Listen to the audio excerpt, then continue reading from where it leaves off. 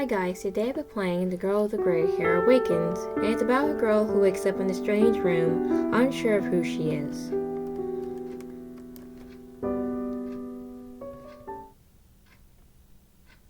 And the girl with the grey hair awakens to a room littered with glass shards, light flickering into the room, scattering everywhere.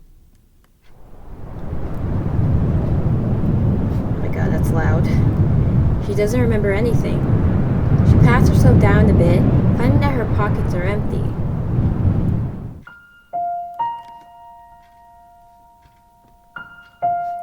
Okie dokie. Oh, I click on the room. Alrighty. So I must click on which room to go to. Let's go into the yellow one. Click on this. Angry gash marks lines the perspective looking silks. An eloquent looking lumpy chair. The girl finds the sight of it disgusting.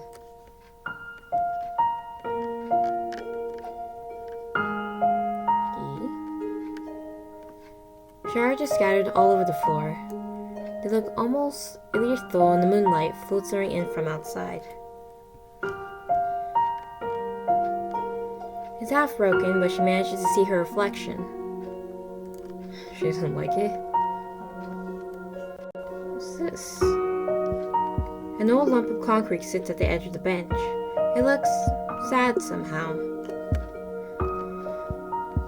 A ripped scarf tied to the banister. Looking over the edge, the girl sees a black mass at the bottom of the drop.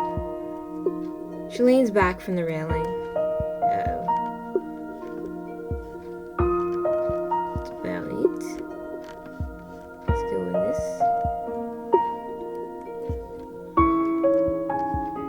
A tarnished silver platter. It contains old-looking teapot. There are ghosts of 3 water stains around the pot, suggesting places where teacups might have lived. An arrogant-looking statue stands graciously in the corner. Its gentle stare seems to follow the girl. What's else?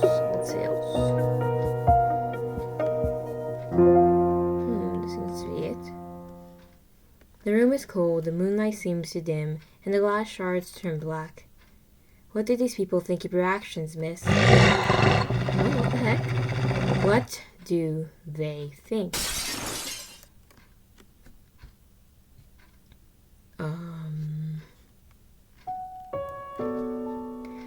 Okay, that was quite strange. So, the key to this game work is that we have to keep playing it to, find out what exactly happens to this girl. We have to playing it over and over again. And the girl is scattered everywhere. She feels scared but unsure why. Pats herself down, finding her pockets are empty. Should we go in this room? This is still here. See if there's anything different.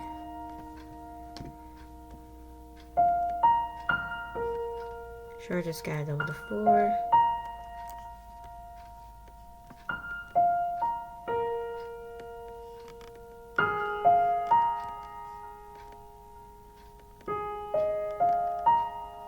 She looks scared. Oh, she looks scared this time. The chair. Just finds it's gross. Angry Nash. Okie dokie.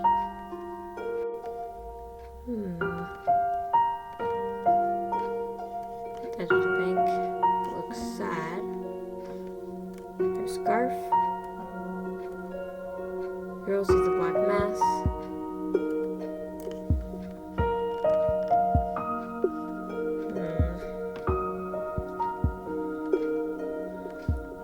Following her. Should she stare back? Oh, so it's following her this time. Yeah, let's stare back. Something odd happens. You. A man comes out of nowhere and grabs her arm. What an imbecile. What do you think you've done, servant? You destroyed the princess's teacup, shattered it. Look. It's thrust a shard of porcelain into the girl's hand, leaving a red gash along the lifelines of her palm. "You're just a maid and you destroyed a priceless cup. That was a gift from the honorable fairies. What will they think? That we destroyed their gift?" The girl tries to back up, but the man simply holds onto her arm with an increased force. "Maybe if you give you over to them, maybe if they know that it wasn't us, it was you did this, not us." He raises his hand and glass somewhere shatters. The cup, you destroyed it. What will they think? What will they think now?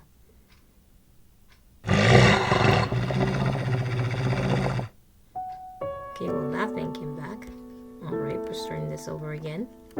So she broke a princess's cup. She feels a bit foggy. She pats herself down a bit, finding a single shred of porcelain in her pocket. Alright, so she finds that. The statue is gone. Her tarnished silver platter contains an old-looking teapot. Alrighty.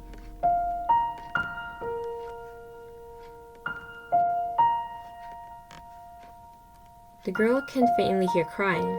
Touch the statue? Yes. Something odd happens. The woman looks up. You're one of us. As a member of lesser aristocracy? But what will we do now? We were going to drink some of the princess's tea, but now it's gone. The cup broken, the whole pot lost. What if we become like the town? The fairies will be angry about their gift being broken. Surely they'll be furious, but how could we be mean to them? They'll just think we're just like those villagers. But we're not. We're not like those poor, dirty fools. Without that tea, what makes us any different? The woman gets up and looks over the balcony. Maybe you're like me. I can see it in your eyes. To grasp any sense of safety, the still sips the princess's tea while she's not looking in order to be granted the fairy's blessing. Anything to not become like those villagers. She turns back to look at the girl, a bottomless expression on her face. What choice is left now? Now that they're surely angry at us? Some try to flee, others try to climb down the walls with their scarves, and some use the fragments of the cup to on themselves. Perhaps it was just a futile attempt to inject forgotten droplets of the tea into their own blood. The woman seems to be holding something. The girl gets closer to see a small piece of porcelain in her hands, which she reaches out and touches gently. Take it. It's not much longer now. She presses it into the girl's hands. A blast of cold air comes from down below, almost knocking the girl down. What do people think, and what have you done? What do they think?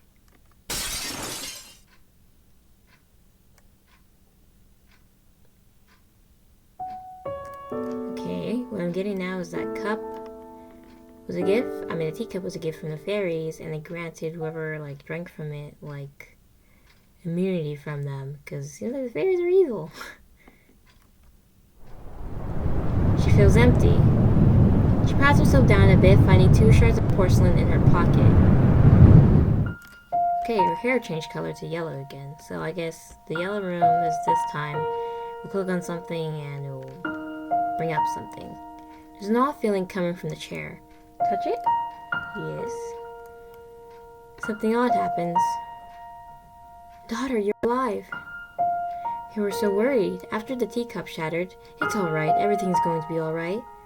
The fairies will understand it's not our fault. We didn't mean to insult them.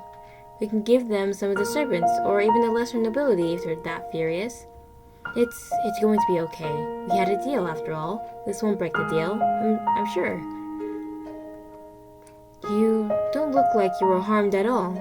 I'm surprised the teacup shattered right in your hand, after all. I was worried the tea would scald your skin, but you seem alright. I didn't get away so unscathed.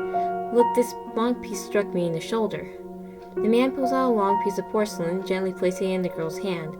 Don't worry, my dutiful daughter. Once we settle this little accident with the fairies, we'll continue on like we're meant to. We'll make another pot, you'll drink it and accept the fairies' good offer, then you'll ascend the throne. He gives her a smile. See, everything will be alright. There's no need for you to say anything. Listen to them, listen to what they think. Do as they think you ought.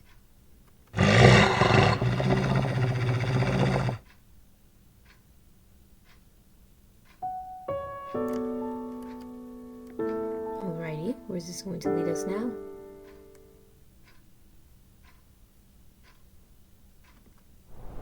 Here's Black again. She feels the bottomless anger bubbling up from the depths of her soul. She can feel the weight of 3 shards of porcelain in her pocket. Alright, now she's angry.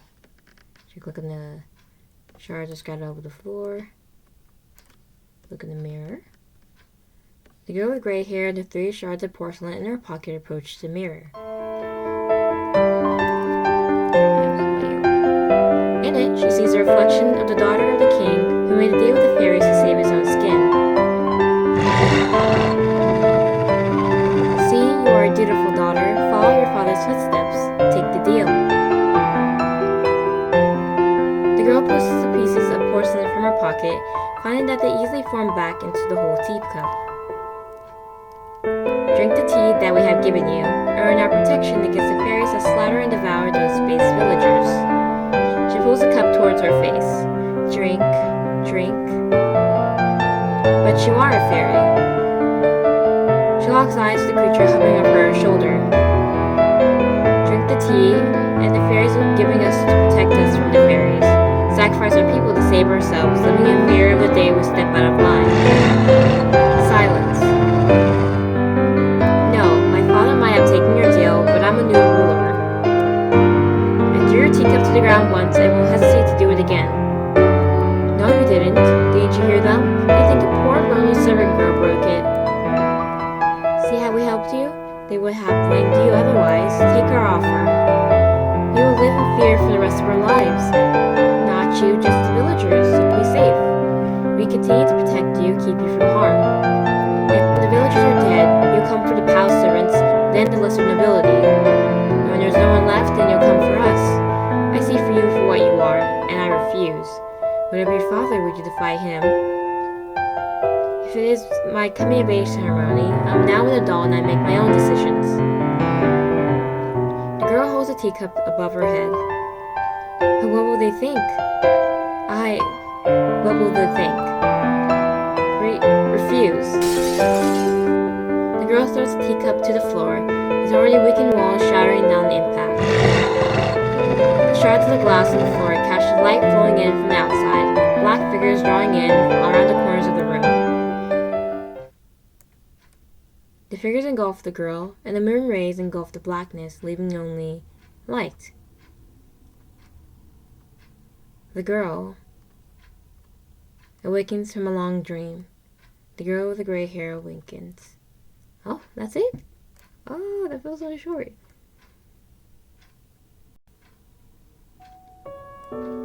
Is that really it? It is. So basically the story was that the fairies, well, I guess there are different types of fairies. There's the good and the bad ones. Those are obviously the bad ones that like to harm people. They made a deal with the nobility, the king, whatnot, they gave him a pot of tea to have, so anyone who drinks from it gets to be safe from their terror, basically. So the girl with the gray hair, broke it because, well, she was tired of villagers who didn't get from the teapot that they had to be, like, killed because of the deal they made with the fairies. And she knew eventually the fairies would come after them anyway, so their deal was just them to begin with. So she broke the teacup, and she seems to be stuck in some sort of loop because of it. But maybe even if she's stuck in a loop, maybe this way she'll help. Well, I don't know if she'll help, but in the end, she just broke the teacup so she wouldn't become enslaved to fairies, basically. Yeah. So thank you guys so much for watching this video. Bye.